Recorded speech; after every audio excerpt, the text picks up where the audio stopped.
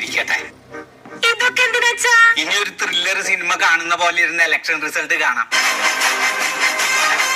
ഇപ്രാവശ്യം വിജയം നമ്മുടെ കയ്യിൽ തന്നെയായിരിക്കും. മൊട്ട ജയിക്കും. ഇപ്രാവശ്യം ഞങ്ങൾ തന്നെ ജയിക്കും.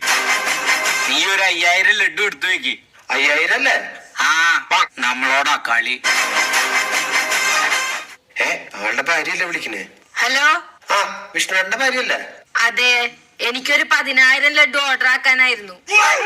നിങ്ങളുടെ ഭർത്താവ് പറഞ്ഞ 5000ന്റെ കൂടിയുള്ളതാണോ? അതല്ല, അത് തോറ്റവർക്ക് കഴിക്കാനുള്ള 5000, ഇത് ജയിച്ചവർക്ക് കഴിക്കാനുള്ള 10000.